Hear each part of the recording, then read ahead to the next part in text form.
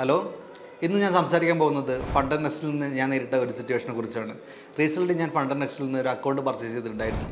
അത് അവരുടെ minimum trading ഡേയ്സിനുള്ളിൽ ഞാൻ 2 ഫേസ് കംപ്ലീറ്റ് ആവുകയും ചെയ്തു. മാസ്റ്റർ അക്കൗണ്ടിന് വേണ്ടിയുള്ള KYC വെരിഫിക്കേഷന് ശേഷമാണ് എനിക്ക് ഫണ്ടർ നെക്സ്റ്റിൽ നിന്നൊരു മെയിൽ വരുന്നത്.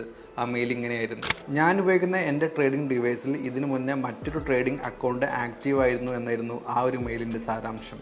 ജെന്യുവൻലി പറഞ്ഞാൽ അക്കൗണ്ട് മാനേജ്മെൻറ്റ് എന്നൊരു ഇൻറ്റൻഷനോട് കൂടിയിട്ട് ഒരു അക്കൗണ്ടും എൻ്റെ ഈ ഡിവൈസിൽ ഞാൻ ലോഗിൻ ചെയ്തിട്ടില്ല.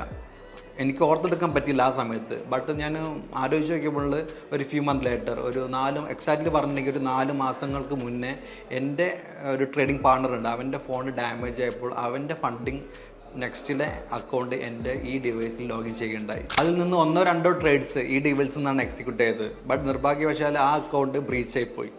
ആഫ്റ്റർ 4 മാസങ്ങൾക്ക് ശേഷമാണ് ഈ പറഞ്ഞ അക്കൗണ്ട് ഞാൻ പർച്ചേസ് ചെയ്തതും ആ 2 ഫേസ് കംപ്ലീറ്റ് ചെയ്ത് ആഫ്റ്റർ KYCക്ക് ശേഷം ആ മെയിൽ വന്ന ഒരു സിനാരിയോ ഉണ്ടാകുന്നത്.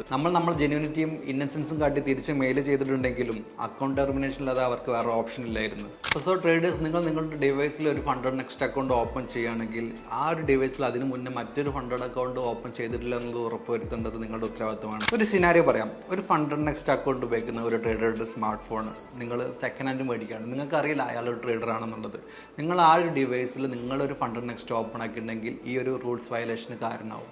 സോ ട്രേഡേഴ്സ്, അപ്പോൾ നിങ്ങളുടെ ഫണ്ടർ നെക്സ്റ്റിൻ്റെ അക്കൗണ്ട് നിങ്ങളുടെ ഡിവൈസിൽ ലോഗിൻ ചെയ്യുന്നതിന് മുന്നേ, അത് പുതിയതോ പഴയതായിക്കോട്ടെ, മറ്റൊരു ഇൻഡിവിജ്വലിൻ്റെ തന്നെ ഫണ്ടർ നെക്സ്റ്റിൻ്റെ അക്കൗണ്ട് ലോഗിൻ ചെയ്തിട്ടില്ല എന്നുള്ളത് ഉറപ്പുവരുത്തേണ്ടത് നമ്മുടെ ഉത്തരവാദിത്തമാണ്.